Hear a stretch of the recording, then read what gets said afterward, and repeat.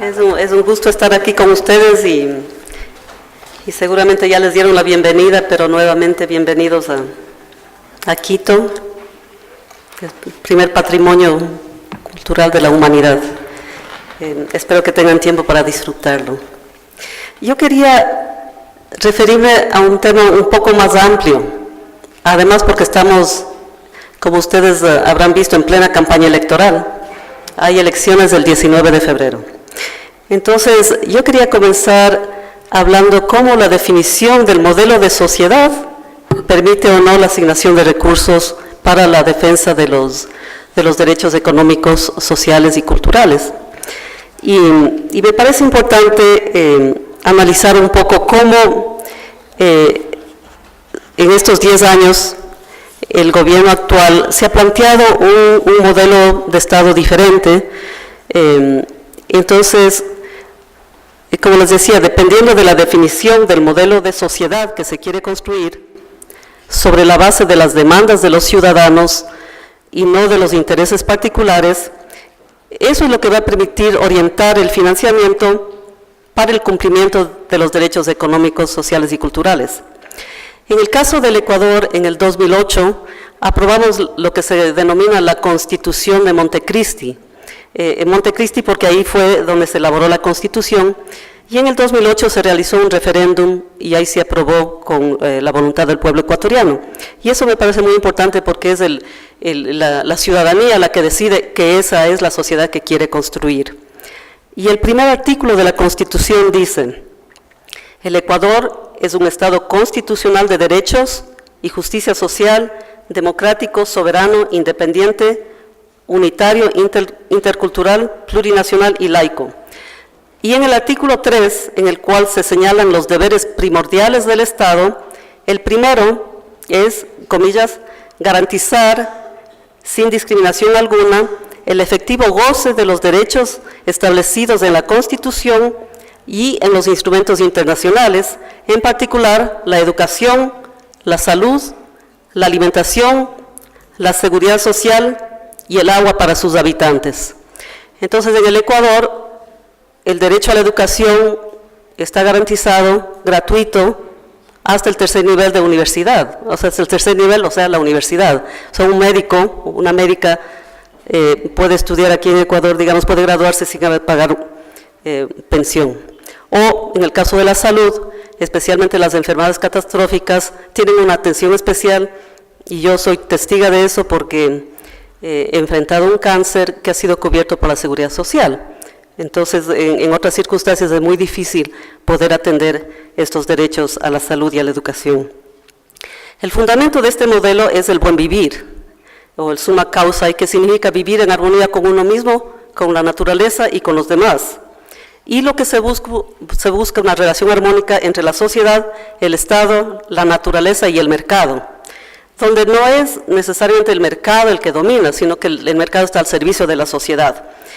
También tiene un enfoque conceptual normativo de un sistema económico, social y solidario, que da importancia a los tres tipos de economía: a la pública, la privada y la popular o solidaria. Asume principios solidarios, redistributivos, cooperativos y asociativos. El Estado tiene un rol fundamental en función del bien colectivo y no de los intereses privados. Con la Constitución de Montecristi y en este proceso de los 10 años del gobierno de la Revolución Ciudadana, se recupera el rol del Estado como planificador y promotor, pero no como protagonista exclusivo del desarrollo. Sabe que no hay tamaño óptimo del Estado, sin embargo, también depende de su tamaño para ver cómo puede garantizar y cumplir con los derechos. Reconoce el rol estratégico también de la inversión pública, más aún en un momento de desarrollo como está el Ecuador. Confía también en la inversión privada, pero también tiene que tener metas de generación de empleo, contratación, compra de bienes nacionales, respeto de derechos laborales, sociales, eso está en las leyes. Se eliminó la terciarización, que era una forma muy de precarización del trabajo, y se busca el pleno empleo y formas de empleo digno y estable.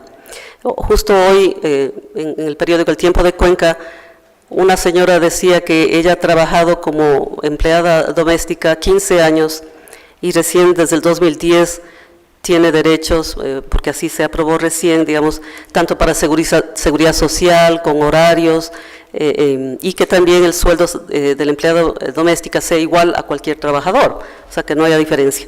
Entonces veo un cambio muy grande. Y también, por supuesto, busco, que es el tema de esta discusión, un sistema tributario justo y progresivo, donde el que más tiene, paga más. Entonces, esto es un poco lo que es la base de estos últimos 10 años, y también un elemento importante tiene que ver con el rol internacional que está jugando el Ecuador. Ecuador, como ustedes saben, ha cuestionado las relaciones de poder detrás de los tratados bilaterales de inversión, que también lo mencionó nuestra compañera, y que ha tenido impactos muy negativos en los países del sur. Por ejemplo, aquí en Ecuador, en abril del 2016, hubo un terremoto muy fuerte, 7.8, que afectó a las provincias de Manabí y Esmeraldas, sobre todo. Y el terremoto, para recuperarnos del terremoto, el costo es más de 3.000 millones de dólares. Sin embargo, en mayo, un mes después del terremoto, tuvimos que pagar 960 millones de dólares a Oxy, justamente por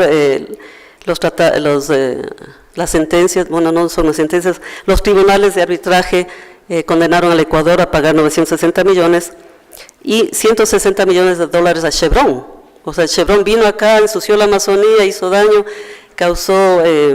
ha causado tantas enfermedades, cáncer, y sin embargo nosotros hemos tenido que pagar en ese momento 160 millones de dólares.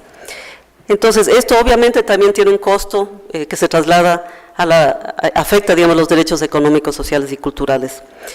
Finalmente, es importante recordar que el Ecuador no ha asumido su trabajo internacional solo por voluntad de alguno de los ministros de Relaciones Exteriores, sino porque son mandatos constitucionales.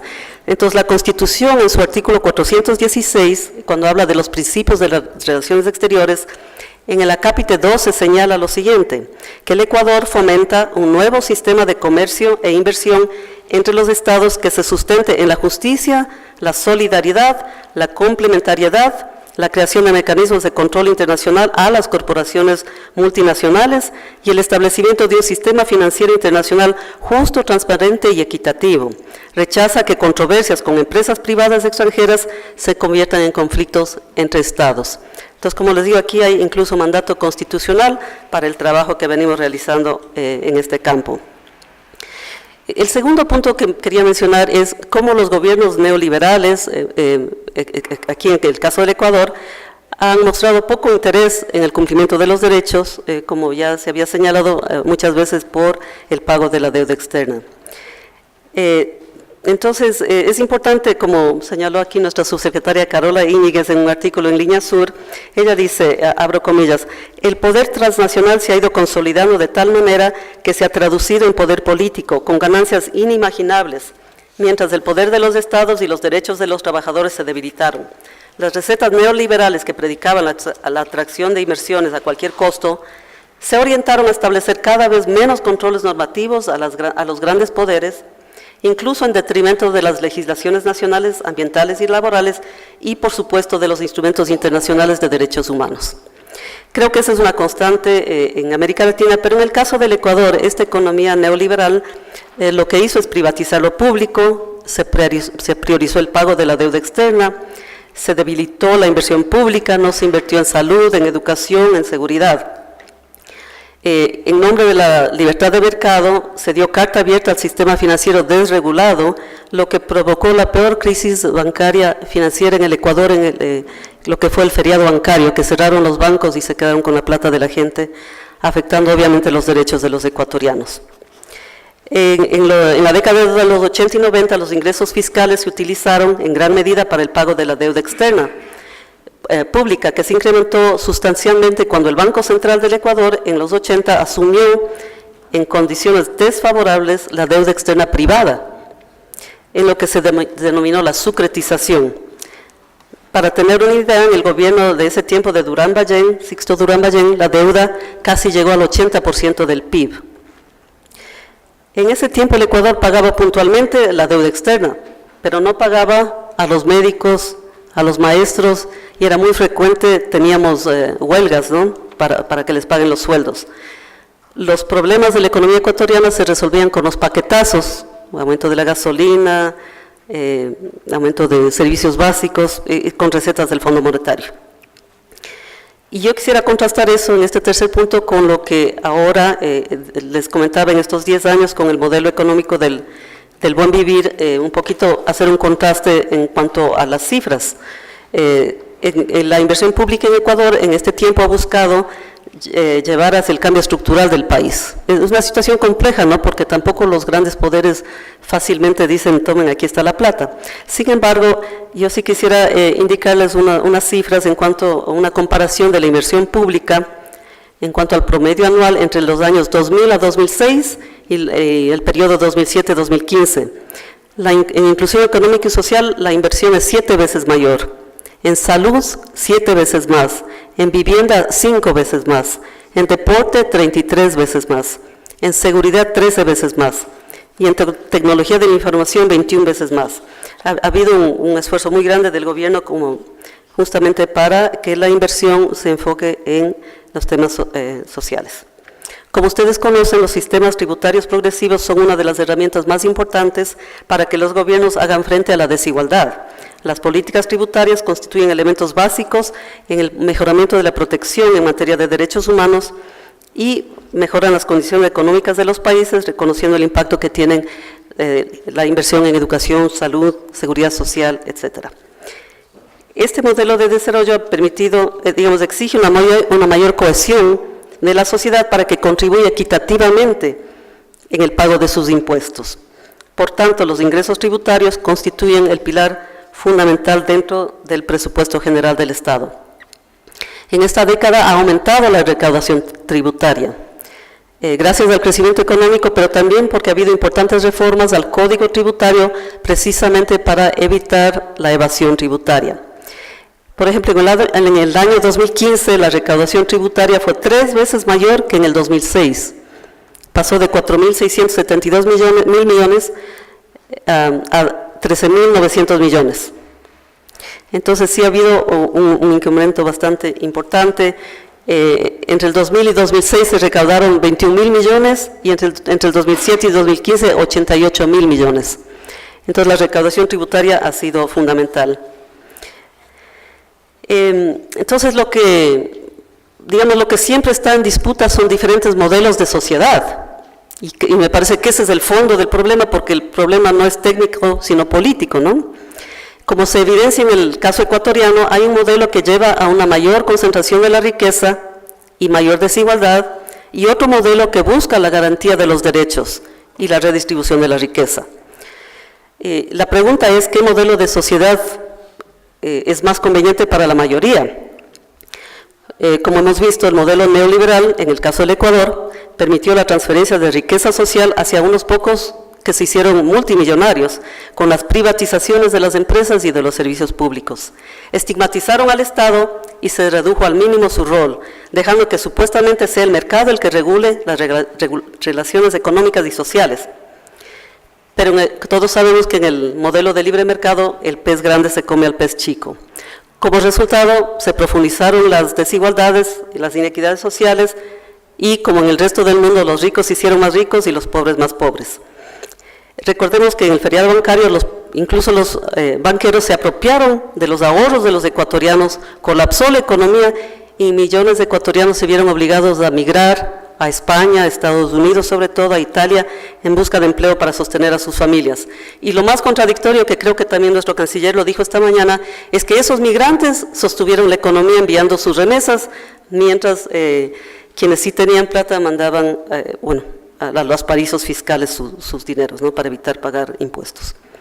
Frente a este modelo caduco, los gobiernos progresistas de América Latina impulsaron un modelo de sociedad que permitió redistribuir la riqueza común, sacar a millones de personas de la pobreza, en el caso del Ecuador a 2 millones de personas, ampliar las clases medias y reducir las desigualdades sociales, fortalecer el rol del Estado como redistribuidor de riqueza y participa en las áreas estratégicas de la economía.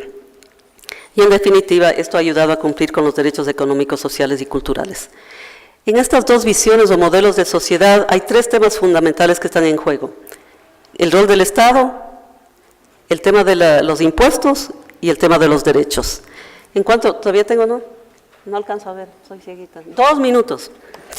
Ya, el rol del Estado, ya hemos visto una tendencia a considerar un Estado obeso que debe alejarse del cumplimiento de derechos y hacer más bien lo mínimo, o un Estado que sí tiene un rol para cumplir en materia de educación, salud, seguridad. El segundo tema es los impuestos. Se quiere posicionar que en el Ecuador se cobran demasiados impuestos, pero según los historiadores, las élites nunca realmente han querido pagar impuestos. Entonces, los parámetros de Ecuador son similares al resto de América Latina, y muy lejos de Noruega o de países que casi el 50% se va en impuestos, ¿no? Aquí en Ecuador, 6.500 personas pagan el 75% del impuesto a la renta. Son 14 millones de ecuatorianos no pagan impuesto a la renta. Entonces, cuando hay candidatos que en este momento están proponiendo rebajar los impuestos, es a esos 6.500 personas, y eso obviamente tendría afectación en los derechos que al momento se están financiando, ¿no es cierto?, como la salud, educación gratuitas. Y el tercer tema es los derechos, precisamente porque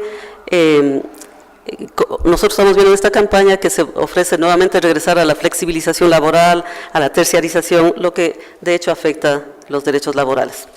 Y solo algo muy cortito, que ya no me da el tiempo, pero la pregunta es: ¿qué más se pudiera hacer si no hubiese evasión y elusión de impuestos a los paraísos fiscales, ¿no es cierto? ¿Qué más podríamos hacer con ese dinero que se va? Y lo fundamental para nosotros es continuar realmente, lograr contar con normas e instrumentos vinculantes en el ámbito multilateral que puedan definitivamente terminar con los paraísos fiscales. Para nosotros lo fundamental a nivel internacional es impulsar el derecho al desarrollo, el financiamiento y la justicia tributaria. Esos son los puntos. Gracias.